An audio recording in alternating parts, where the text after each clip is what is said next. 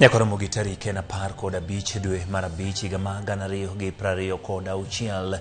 Chenro en mar ang'ichwelo wantiere kod mathoth moikoni magi weche ma wamiyo pek. On Monday, there will be strictly no movement of any vehicles, or the roads will be blocked until the government listens to our cry. Uweg matatu kod bodaboda olando ng'anyo mar tipo chakre wuok tich nengo mauta mane epromedo otieno manyoro. We have a current challenge because of the prices of oil which have increased sharply around the world. In every country in the world, the situation is the same because of the war between the US and Iran. Piny owacho dok ne nengo manyien mar mauta kinde ma aseo medo wuok ewi medruok manyoro midwaro ni oduok piny. We as IBC will also take decisive action, including disqualifying some of those people whom we will have information about their activities in perpetrating IEBC osimo josiasa matiyo marach gi rowere kod grube njore manyayo tulo e pacho ka e sama ikruok ne yiero maduong' medore.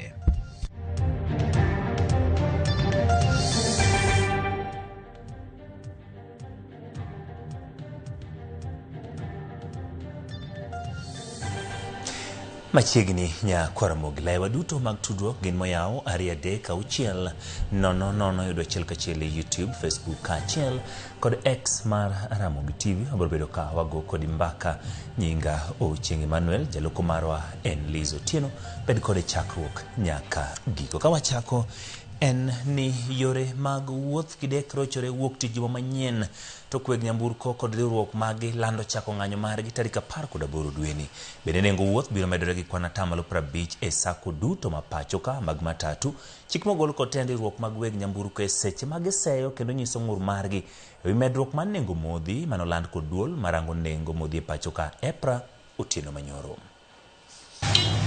Oganda jo Kenya kidek medo neno matek e chak juma manyien chieng' wuok tich to kweg nyamburko e sectors mopogore opogore lando chako bago ng'anyo kotenore kod medruok mar nengo mauta e pacho ka. Odiochieng' manyoro duol mochung' ne gayo nengo modhi e pacho ka EPRA nolando medruok mar nengo mauta. Gino moko rwak makare gi weg nyamburko e sectors mopogore opogore matiyo pile ka pile kaachiel kod ji mamoko e sekta mar wuoth. E twak margi kod jofwambo, riwruok mar weg nyamburko mating'o jowuoth, riwruok mar bodaboda, riwruok mar jogo macholo jotim limbe pacho ka e kind mamoko lando biro ng'anyo mar sundo piny owacho duok piny nengo mauta.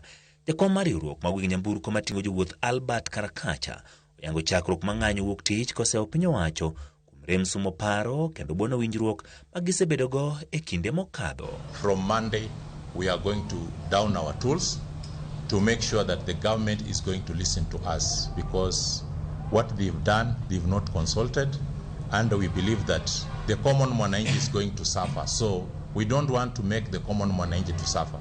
Bende giyango medo nengo mar wuoth gi kwana 50 e nengo duto mag wuoth e sagos duto e pacho ka kaka yo mar keto yot e wechegi mag ng'iewo modhi kod yuto tok tich. Effective immediately, we are increasing our fares by 50%. So all the SACCOs are now advised to proceed with the hike of the fares so that we are cushioned from the irregular increase. Bende riwruok ma weg nyamburko mosebedo kating'o welo matimo limbe pacho ka oyango ng'anyo ka giriwore kod jowetegi mar sundo piny owacho duok piny nengo mauta e pacho ka kokadho kuom jatatije margi e riwruok mar Afrika ma Ugwe Kennedy Kaunda. Lando riwo lwedo ng'anyo machakore wuok tich juma manyien. Our tourists are going to be affected as we are going to stage this demonstration. The tourism department and ministry should be aware that many tourists are going to get stuck and they are not going to be able to reach their destination. Riwruok mar bodaboda bende okowe oko kagiyango siro ng'anyo ka Calvin Sukumu en jakom mar riwruok mag joriemb bodaboda mar Little Boda. All transport network companies, wherever they are, be aware that we are going to increase our prices by 50% because we don't have the mechanism. We are going to take it upon ourselves. And I caution you, please, don't dare block any driver. Riwruogegi openjo ng'eyo gimomiyo piny owacho medo bech diesel mokadho tong' e kinde ma diesel osebed kitiyogo e kembe mathoth e nyuolo mwandu ka ginyiso luoro mar nengo mwandu mamoko medore mabiro kelo pek ne oganda jo Kenya. Giseo piny owacho kuom rem chopo kare singo maduoko piny nengo mauta ahinya to tok bedo kod winjruok mar G2G mane ginie gi geno ni dhi kelo fuong'ruok e nengo mauta e pacho ka. Joriemb matatu e kaunti ma Migori omedo nengo wuoth kaluwore kod medruok mar nengo mauta. Kinde bende giseo piny owacho kuom medruok mar nengo mauta e pacho ka java maro e kaunti Migori Jo Juma miyo ler mathoth. Medruok mar nengo mauta kaka ne olandi kod duol mochung'ne ng'iyo nengo mauta e pacho kae ka ochake kawuono osechako kelo pek ne jowuoth kod ji mamoko e sectors mamoko. Wan kaka jowuoth wanyalo bedo kwa hinyore e yo moro ma koro wan bende ok waelewa. Wakwaya ni sirikal mondo winj wa jopiny. Fuel ka piny ruti yudo komede gi pesa mang'eny to kiwuondowa tidwoke gi siling 2 kata 3 tiyudo komede gi siling 16 kaka nyoro. Kiwango momedo go fuel wang'ni en kiwango mapok omedo go fuel nyaka nwachak bedo ka. Nyaka nwachak biashara mar matatu. Ne wananchi wa kawaida gi bende mabiro dwoke. Koro kwongo ng'i ne joge ne inyore koso kinyre. Sekta mar matatu e kaunti ma Migori osemedo nengo mar wuoth kod omenda mar siling 50 e kinde ma joriemb matatu e kaunti ma Migori seo piny owacho kuom medo nengo mauta. Gihinyore. Koro wakwayi the president ne duoknwa bech mafuta piny.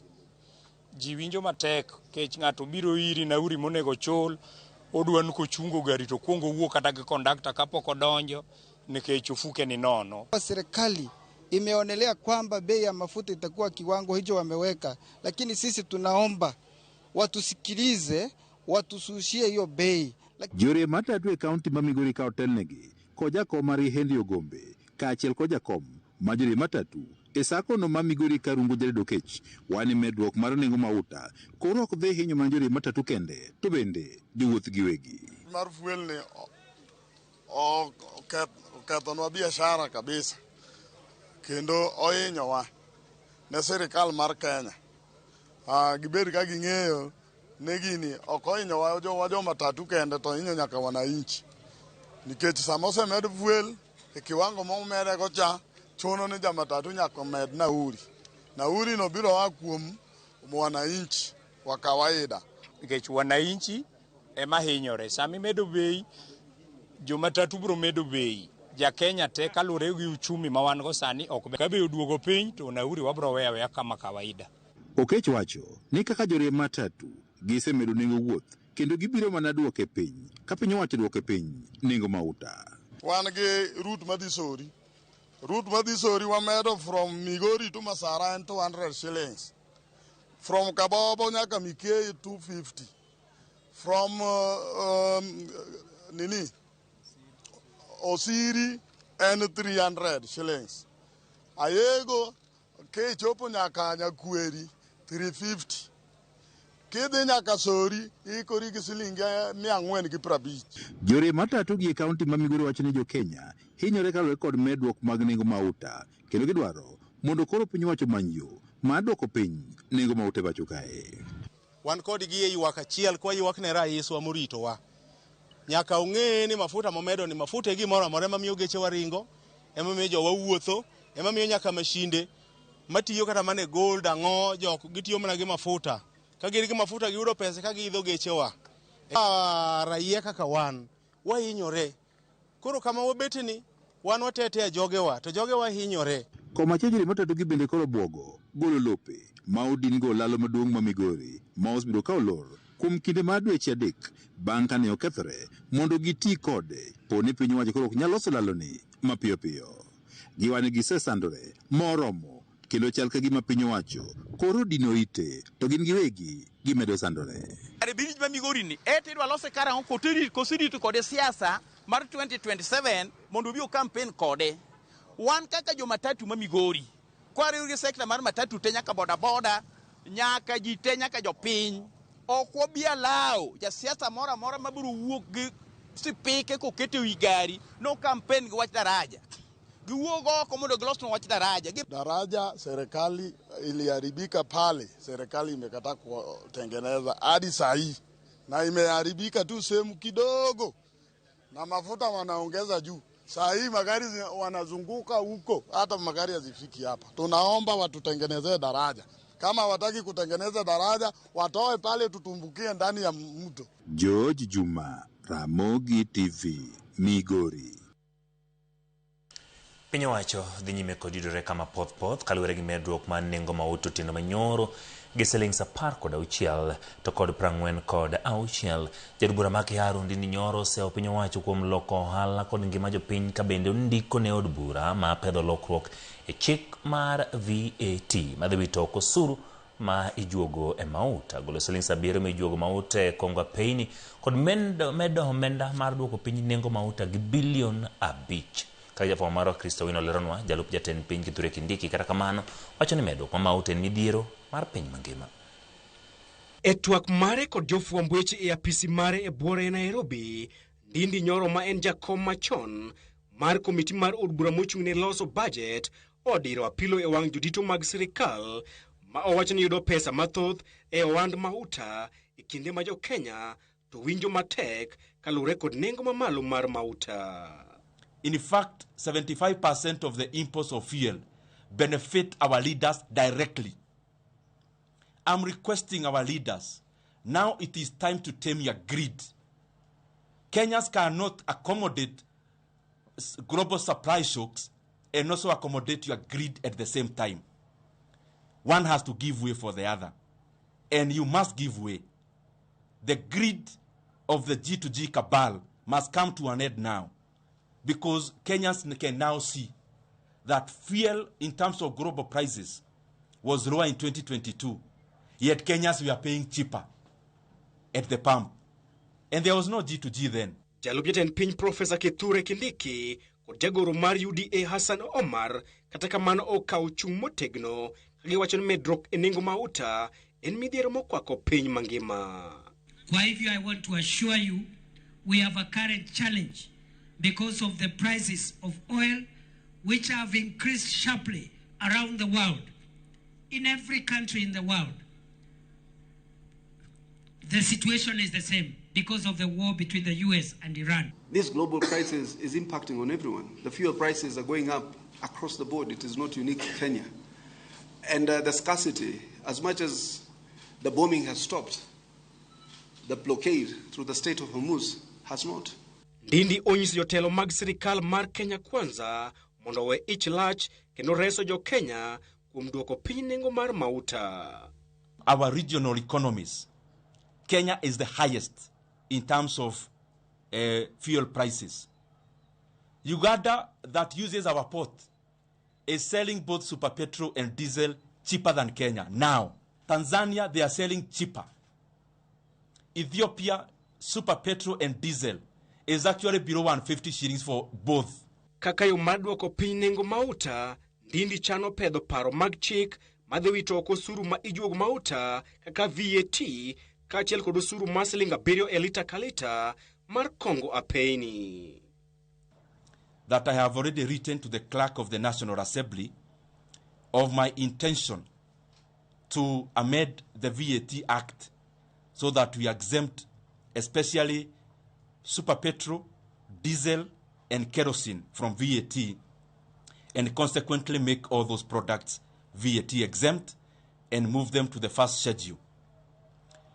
The other thing is that I've already written to the National Assembly on the intention of amending the road maintenance levy fund by abolishing the 7 shillings that was added in the year 2024. Again, as I said before, this will give reprieve to Kenyans that the current diesel and super petrol prices should come down to around to below 190 for a liter of either. Profesa Kindiki kaachiel kod jatend migawo mar teko Opiyo Wandayi osingo ne jo Kenya ni sirikal dhi timo duto manyalore maduoko piny nengo mauta. Ndindi obwogo mar siemo ne jo Kenya yo magidhi kawo poni sirikal otamore winjo ywak margi. Chris Owino, Ramogi TV, Nairobi. Wadhi weche motenore kod yiero, jakom maduol matayo yiero kod ke pachoka IEBC Erastus Thekon wacho ni duolno biro kumo josiasa kod jolar kombe mag siasa biro yud kod ketho mar seyo tulo e kinde campaigns. Kolosero Romano Bagi boma Nairobi kawuono ne twak mar arita makare ne yiero maduong' mabiro. Thekon olando ni rem jopiny bedo kod opande na achiel kuom midhiero madongo e ndiko jogo ma bende gin jogo ombulu kod dwaro mondo mi wachno rangi malong'o kod migawo mar arita Simfros Okinda miyo ler. Siasa medo neno e rombe mag siasa duol mar IEBC koro golo siem mager ne josiasa maseyo tulo makamago. When the Electoral Code of Conduct checks in, we as IEBC will also take decisive action, including disqualifying some of those people whom we will have information about their activities in perpetrating violence. Jakom mar IEBC Erastus Thekon osiemo wang josiasa kod jolar kome mopogore mag siasa ni biro gogi marufuku poni oyudgi kod ketho mar tugo lweny e kinde campaign. There are people who have the demand for their services, and of course being unemployed and facing some of the challenges, then they are likely to engage in these activities for survival. The security environment is shaped by organized criminal networks, political gangs, and continuous proliferation of small arms and light weapons in some areas. These risks are compounded by youth unemployment and informal economic structures that provide recruitment bases for violent actors. And we have already also discussed this. After the vote, we expect people to go home, but we end up with crowding at the tallying centers. I hope this time the processes can be much more efficient so that we don't have to wait for 1 week, for 4 days before we know the results. Violent disruption of political rallies and party nominations by nominations by goons and criminal gangs, ethnic profiling and zoning of political strongholds, incitements and hate speech, voter bribery and intimidation, increased online misinformation and inflammatory contents. IEBC bendo yuago nok mar opande e kin jo Kenya gima wacho ni en midhiero maduong' ne ndiko jogo ombulu. Problem of lack of ID cards is across the country. Most places, right from Nairobi here, Central, Lower Eastern, Upper Eastern, Northern Kenya, the southern part of the country, the borderland communities, those communities that live along our international borders, have also asked us to tell you, Waziri and your PSS, to avail to them this document. We are already working very closely with our Ngao officers to make sure that the more than 400 IDs that have more than 400,000 IDs that have not been collected are collected, and that these people participate in the democratic processes that they must participate in. Migawo mar arita oyango ni apisas mage ikore kaka dwarore mar keto arita makare gwenge ma oseketi e listi mar gwenge ma tulo nyalo mochie e kinde yiero maduong' mabiro. To ensure that our elections is protected from external factors using disinformation, external financing to destabilize activities in our country, cross-border security threats. Romo machielo ma jokanyo kamoting'o duond buche mag siasa, jotend ute lamo kod jokende ratich oganda igeno Bagi motelo ne yiero maduong' mar higa manyien. Simfros Okinda, Ramogi TV. Pod ntiere weche mag siasa. Duond bura mar ODM osingo maketo maino e medo tego mbi margi e kor gwenge kokalo kuom neno ni MCS be ibiro mi duol e chenro mag tayo duond od burano. Magi wuok e romo mane oluong kod MCS mondo gilalre gi jodito mag ODM kaluwore gi ng'ur mane gin go ni ODM osebedo ka wegi oko e chenro magi mag kor gwenge kendo gionge gi duol. Kar bedo ni gin e jotelo machiegni ahinya gi jopiny e gwenge. Jokanya nyi to rowere bende ojiwo wachno ka gikoni ni miyo MCS thuolo kod duol e ODM dhi miyo gi oteku makare mane ni ODM obedo gi teko mathoth e gwenge. Kenya kulong nyingi teke mugik maromo gi Nairobi. Gimomiyo wasebedo kwa dwaro bura man kaka wuono en ni wasebedo ka wafail ni activities mag chama wan kaka MCAs okriwa kata oketwa igigegi. Waseneno ka samoro chama samoro ok dhi maber. Wabo riambo kwa wacho ni chama mar ODM samoro niche dhi maber. Sema omiyo niche wadwaro party leader marwa gi jakom gi the leadership te. Mar mondo wabed kod gi kaka MCAs.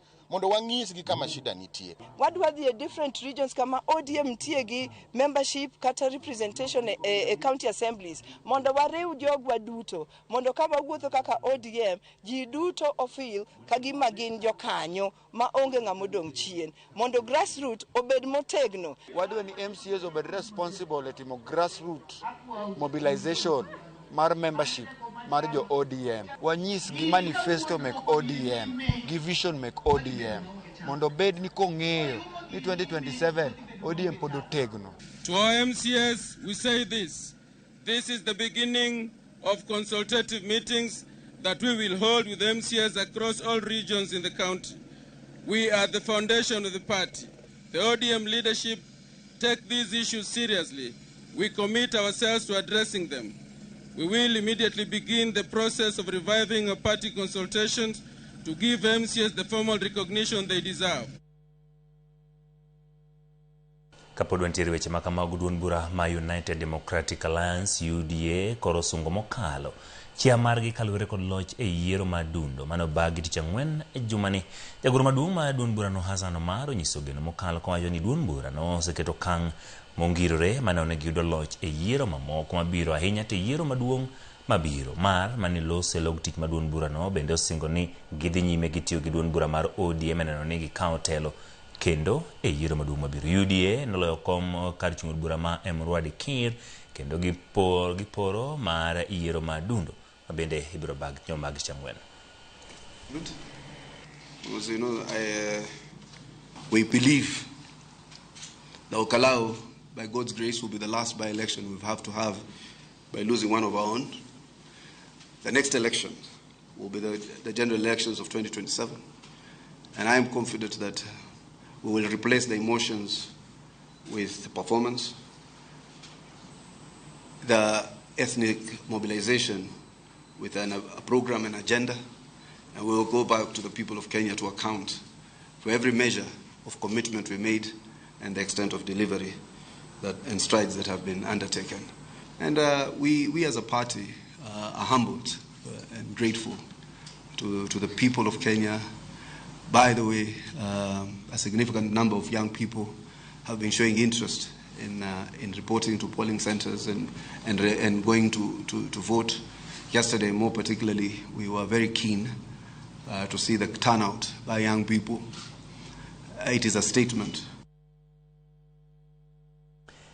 E weche magarita jatend migawo mar arita kwe maiye Kipchumba Murkomen ogolo chik mondo michungi kuom kinde gedo mar kambi mar apisas magarita kwe mitime gwenge ma Tiitu chenro mane ochaki kod counties ma Marsabit kod Wajir. Murkomen ema eromo kod governors e county ariyo kawuono odwaro manyo yore mag kweyo liet matulo mosebedo e kindgi. Onyiso jotend apisas mag obila mondo omany lowo machielo mibiro geri e kambino. Kambino geto kedo gi ohala mabandia ma yedhe mamero ji kuom mag mako ndhi kendo ral gi dhano kaachiel kod kedo kod weche njore e gwengego.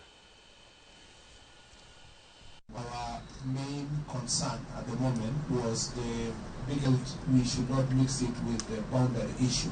This morning, we convened a meeting of leaders from the two counties to address the impasse.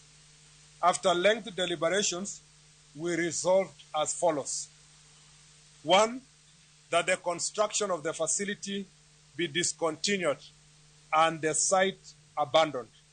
2, that the northeastern and eastern security teams led by the regional commissioners John Otieno and Jacob Muganda, who is actually the newly appointed Eastern Regional Commissioner, respectively identify a new site for the construction of the multi-agency security facility in consultation with the National Security Council. That the facility will be national in nature.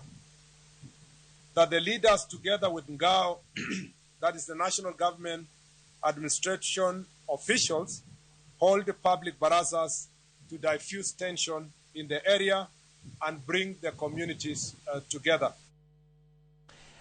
Yankora mogi tokiro report motenore kod weche mag medruok mag nengo mauta Weche motenore kod siasa duond bura mar ODM chiwo ne MCs thuolo mondo mi odonjre e chenro magi weche motenore kod UDA yiero margi mabende noweyo ka giloyo kome Murwadi Kir kaachiel kod weche mag arita wakao yweyowa mokwongo kik idhi mabor pod wantiere kod mathoth moikoni e chenro mar Ang'ich Welo.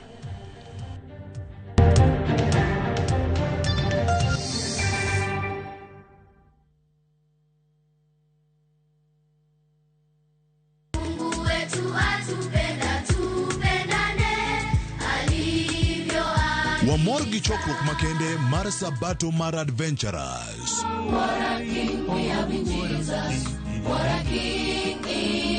Bi mondo ibede chokruok mopong' gi mor kod ilo.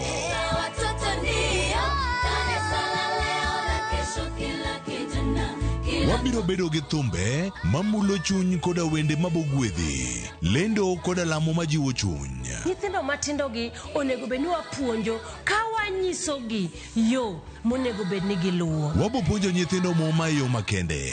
Obiro riti kiwuok kendo kiduogo pile kendo nyaka chieng'. Magi duto mana e chenro mar Injili Ngima. Sabato ka Sabato chakre sa 1 okinyi nyaka sa 3 okinyi.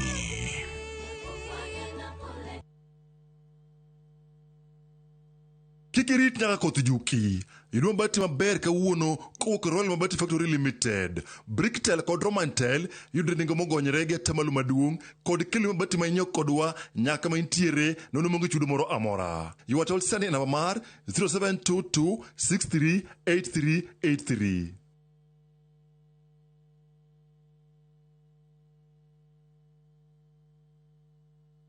Nyakwa Ramogi, Kenya Eratiel. Raila has a space to say what Gima Jakom Dwawacho. The opposition nothing nyake Supreme Court ngewe abatieki. Oliet Nyakwa Ramogi. Bitch be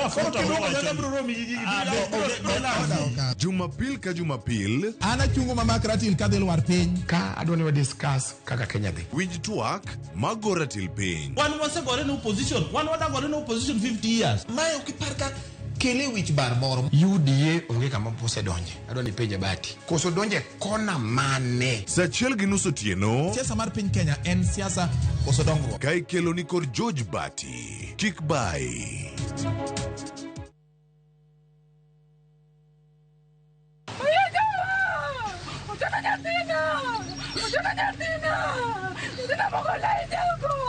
Wadu ni pika rembwa okwanya ling to kotwa wakieko tambuta chamena. Come on. Janam mangula kutieno muda okunyal bet ni nime nam mayot kamano. To onega gwambo ochako nego ginga sano nego tieno wachuro ni pinyen mana piny. Nitie giming'eyo mokidwa wachona. Yawa. Mano ok penjo.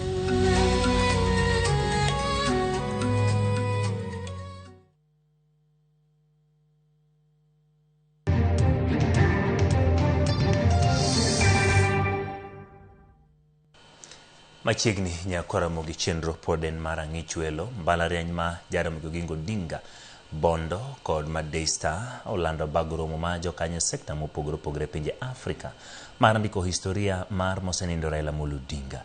E romo makanyakla kod anyuola mar Raila koteli gi minode Aida Odinga. Giwacho ni lweny demokrasia mar Raila okedone kuom higni nyaka dhi nyime e kinde mabiro. Romo no chan tim dwe mar 8 higani ka bende gikwayo jokanyo mondo miyo sum kit telo mar Odinga mane ni giweyo gino minyalo pargi godo e ndalo mabiro.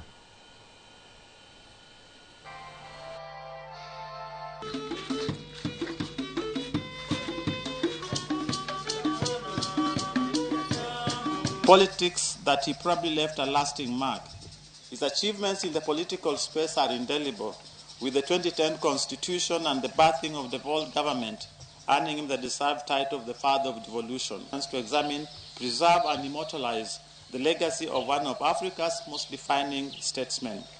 The conference will bring together scholars, former heads of state, media practitioners, political strategists, and civil society leaders to study how Raila shaped Kenya's democracy, how he communicated, how he built movements over the 4 decades, and to turn those lessons into practical tools for strengthening democratic practice across Africa, as well as publish research for posterity. But we still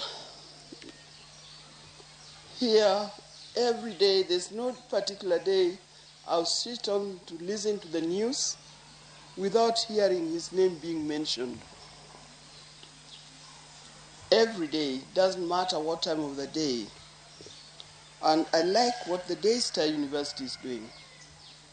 They are planning even a bigger thing in memory of Raila Amolo Odinga. Wadhi county ma Homa Bay kweth jotelo mawakeini wuok oko ka kwedo wach nek mar mine kod nyithindo manyiri ma odwa jimbore pacho ka.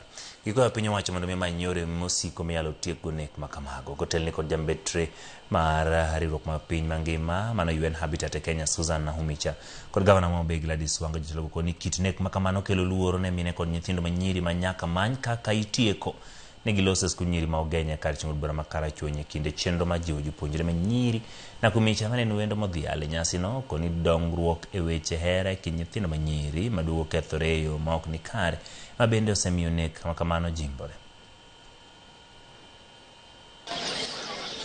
The girls' process is roots to the year 1984 when it was established. So, Senate, it is now becoming actually a crisis that you are finding many young girls.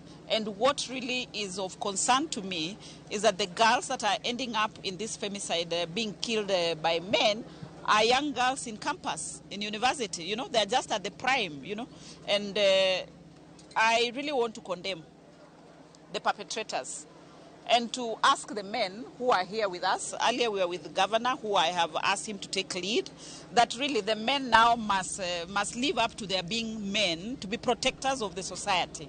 Within this policy, we are working on structures that can help us report cases. We're also sensitizing communities. We have community engagements that also enlightens people. They also give pointers to initiations or early stages of violence. We also give them clear referral paths. If you face a violence, whom do you talk to? We're just working hard, okay?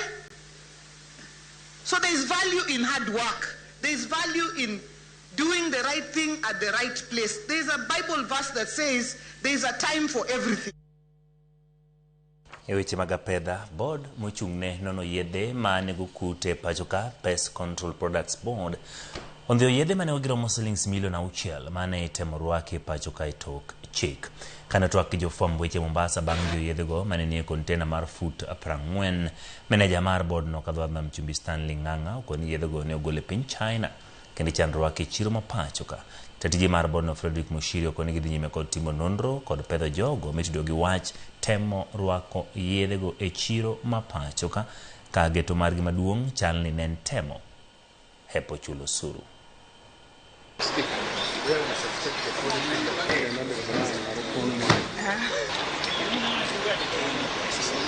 Dawa hizi ambazo hazijasajiliwa ubora wake haujulikani, usalama wake haujulikani, utendaji kazi pia haujulikani. Kwa hivyo mpaka dawa iangaliwe na idara ya PCPB ndio ubora wake ujulikane, usalama wake ujulikane, utendaji kazi wake pia ujulikane, ndio iruhusiwe kutumika hapa nchini. Tumeishika within customs area, kwa hivyo haijaingia nchini, yalikuwa anaingiza kimagendo.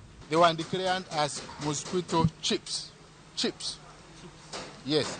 CHIPS. Now, in what we have here are mosquito sticks. Yeah?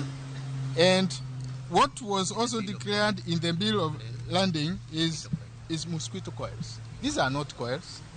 These are mosquito chips, sticks. So it was meant to move out without being detected. That's why these are not adding up. Wadhi gwenge mag Kuria, pisas magobila koten loch nanga timo nonro kutenore kod tho mar rawera moro moyangi kaka Daniel Mwita mane okawo ngimane wuon mandala achiel kende tok wuok e od ang'ech mar obila kama ne omake tok kane ogoyo min ode. Familia mare kotele gi wuon mare Zablon Mwita mano mar rawerani ne wacho ni ne ringrene koliero e tol e ode sublocation ma Nyabikae subcounty ma Kuria West kane pok okawo ngimane wuon mare wacho ni wuode no ne dwaro mondo mi ousne lo gino ma en wuon ne otamore.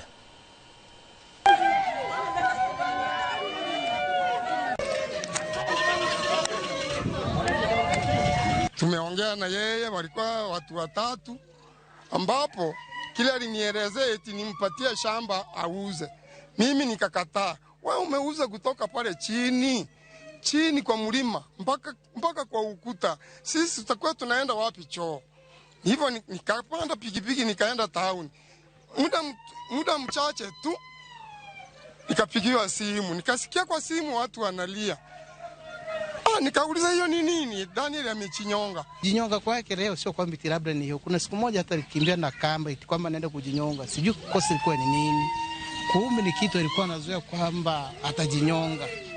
Kumbe napo anaenda kitu eti utau ama atajinyonga. Kumbe mwishoni anaenda unajinyonga.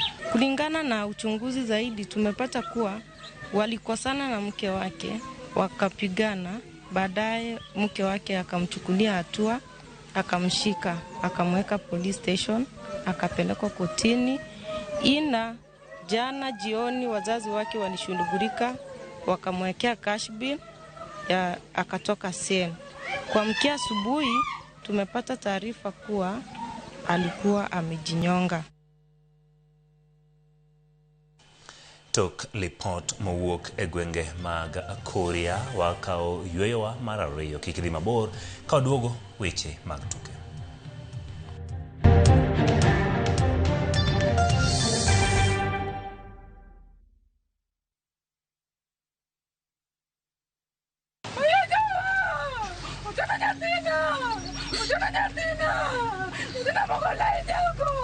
Wadwa ni pika rembwa okwonya link to kothwa wakieko tambuta chameina kama janam mangula kutieno wuoda ok nyal bet ni nime nam mayot kamano to onega gwambo ochako nego ginga sano nego tieno wachuro ni pinyen mana piny nitie giming'eyo mokidwa wachona yawa mano ok penjo.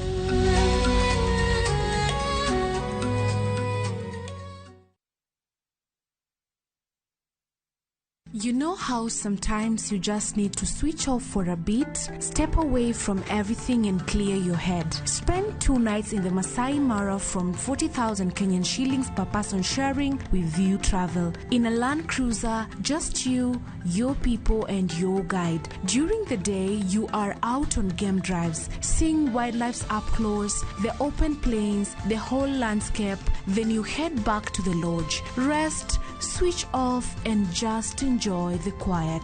This is the season to actually experience it. Visit View Travel and let's plan your low season travel. Call 0703 254 254. View Travel. Dream, explore, discover.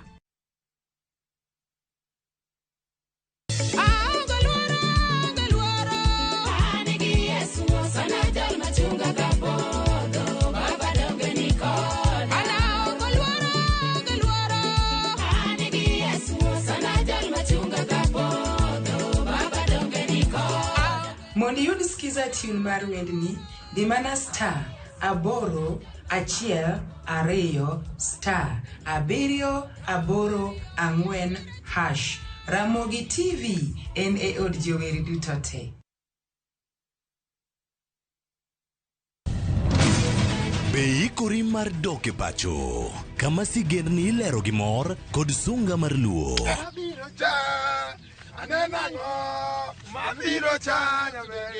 Chakre weche hera mamulo chuny, anyuola, timbe machon, nyaka sigendni madongo mag kit anyuolawa mapakowa. Magi ok gin mana sinema, magi gin sigendni magwa. Ka ok mana chikni emomiyo koro sani wabedo kaka familia kar nyamerwa dak kethore to wantie. Dhok ma wawacho, koko mag nyierowa, kit luo kod sigendniwa nenore ayanga.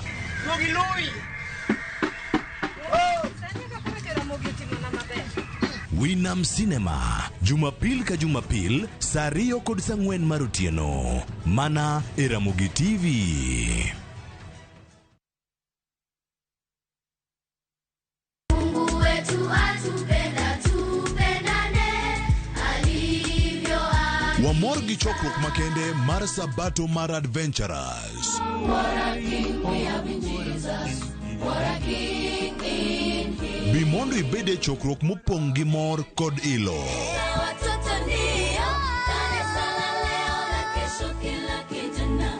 Wabiro bedo gi thumbe mamulo chuny koda wende mabogwedhi, lendo koda lamo majiwo chuny. Nyithindo matindo gi onego bed ni wapuonjo ka wanyiso gi yo monego bed ni giluwo. Wabo puonjo nyithindo moma yo makende.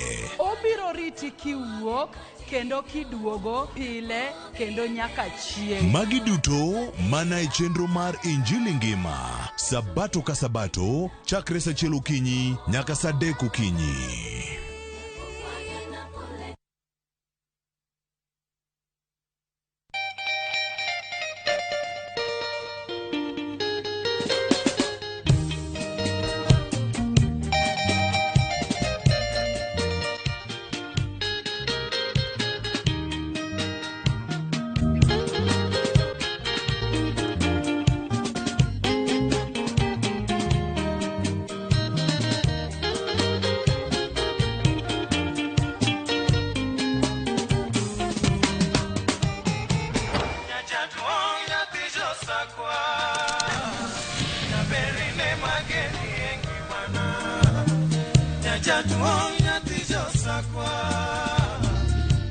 Radio Ramogi, Cartoon Jaluo.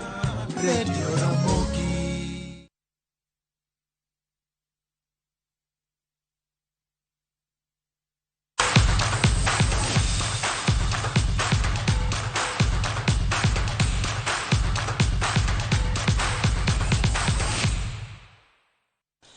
Wadonjo e paw tuke gedo mar pap mar Eloding International Stadium ochopo tamalo 91 gedo makamano gini biro rumo dwe mar 7 higani motelo ne tuke mag pinje Afrika ibiro bagi higa manyien kano loso gi jofwambo e kinde mane otimo limbe e pawno ten migawo mar tuke Salim Mvurya yango ni piny owacho biro timo manyalore mondo mi pawno otieke wang' sa e kinde no bende Mvurya lero ni pewe adek ma oluoro pap mar Elodinga gedo mar ochopo tamalo 87 mondo mi rang'iny madwarore gi CAF chopie kontrakta mochung' ne gedo no kinde lalore gi CAF mondo mi chenro duto chopi kako winjore.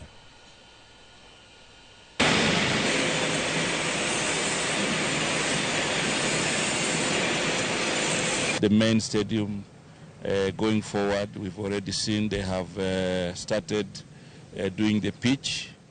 They have planted the seeds for the grass. And now we are giving it time. About 2 to 3 months, we should be having the complete pitch. Otherwise, all the other auxiliary works are ongoing. We also have a lot of work that needs to be done with the road network, but all those are on schedule. Club ma Kenya Police Bullets biro keto ikruok margi ne tuke mag CAF Champions League atoka league ma wakeini dek maluore season ni team na matayo kocha David Vijago okaw kombe ma season ni juma mokalo to klo team Trinity goal 1-0 mano chwalo Police Bullets nyaka points 49 points abich nyim Kibera Soccer Women. Jumapil club ma Police rakore gi club ma Soccer Assassins e pap ma Police Sacco Stadium to gimogik ma season ni kakwayo gi cholo ne jora mag gi mondo mi ochopi karom gi kinde ma ibiro miyo gi okombe.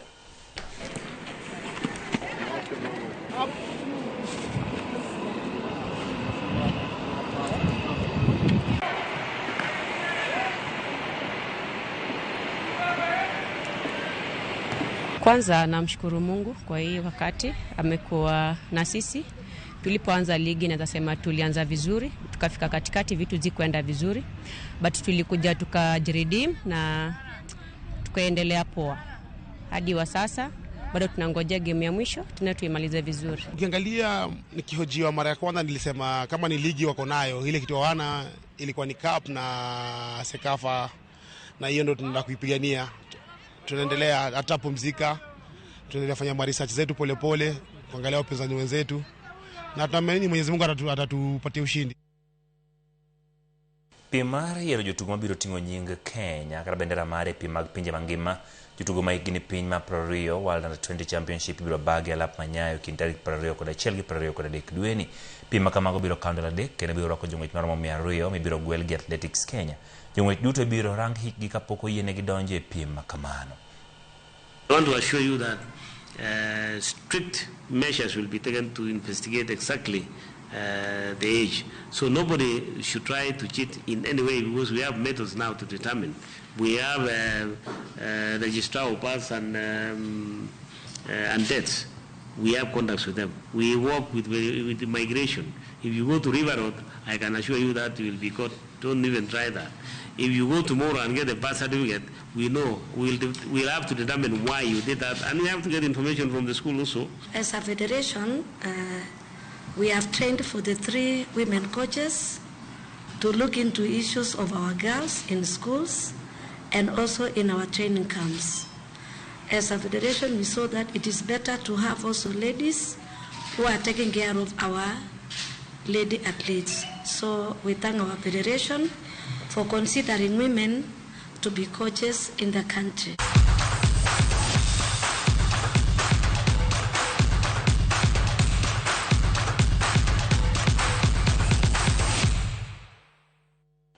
Kwaramogi erokamano kuom bedo kodwa e chenro mar Ang'ich Welo. Nitiere jogo ma oyudo thuolo mar mondo mi gilos koda giwacho ni gin achiel kachiel. Erokamano Gloria Sogada wacho ni Chieng' Emmanuel wach mar ng'anyo mandeno biro hinyowa mathoth. Fea osemedore, kwan mabende hinyo huku mar jowuoth. Erokamano kuom kete Ramogi TV. Ano ng'at mabende luongore ni Lona Daktari. Chieng' Emmanuel aneni kantiere gwenge mag Kisumu. Gino ok en kata wuok tich, weche ne osechakore kawuono kendo wahinyore. Geoffrey Kauke gwenge mag Migori wacho ni lendo ne mar medo mauta ok gimor godo ahinya. Piny owacho ni beni deo oganda jo Kenya kendo hinyruok biro bedo nyaka e ohuku. Erokamano kuom kete e Ramogi TV. Niko Koth Chieng' Emmanuel makare kantiere gwenge mag Siaya. Siaya kaendi okwe, gik matimore Kenya kama kodhok, ji ochomo wengegi e siasa, kata kamano dhano to hinyore to giumo wang'. Agustin Boniface wacho ni Chieng' Emmanuel makare kantiere Nairobi kaendi, wan to waketo wang'wa maduong' mwanyawachi. Ongero kamano Agustin Boniface. Shemotho wacho ni Emmanuel nyaka piny owacho many kaka gikonyo wach mauta ma Turkana mondo mi oduok chien bech mauta ma pacho kaendi. Mar ariyo, kar mondo mi IEBC ochiw siem onego giwinj riwruoge moko ma bende konyogi e tich kaka DCI, NCIC kod Human Rights kalose weche machal kamago. Erokamano Shemotho kuom ote machal kama nayudo ote ni ginji mathoth mabende go kod mbaka maendi. Collins Sewe kantiere e gwenge mag Mombasa wacho ni Ochieng' nengo mar mauta obogo ae telo mokwongo. DSL okadho nengo mar petrol awuoro. Erokamano ote machal kamano. Chieng' Emmanuel aneni makare kendo wago erokamano e weche mag Raila Odinga Stadium. Erokamano Eliadero kuom ote machal kamano wacho ni nena yo makare. Erokamano Willis Odembe kuom ote ni bende wacho ni Chieng' Emmanuel ni yo makare. Weche motenore kod mauta to pod biro mako dhowa nikech dwe mokadho ne omedore kara ne gintiere kod ageto. Dwe ni ochako medore kigo kwano moro chal na medore gi kwan moingo 75. Erokamano kuom ote machal kamano. Chieng' Emmanuel kuom adier piny to tek ndi mano omondi ogunde mabende nje aseme. Erokamano wacho ni nena ka intiere gwenge mag Semerata. Erokamano omondi ogunde kuom ote machal kamano. Ano ka indi ng'at mabende luongore ni Dave Nyariro wacho ni Chieng' Emmanuel bech mauta to komedore to wang'eyo ni mauta itiyo godo e ndege, to ndege ne ma jotelo ero idho, kara gin gi kwandgi mane. Erokamano kuom ote machal kamano. Nyakwaramogi mane mokele giko mar weche manyien e chenro mar Ang'ich Welo. Arom kende chenro mar Oimore mano saa 3 mar otieno. Nyinga Chieng' Emmanuel, jaloko marwa ne en Liz Otieno.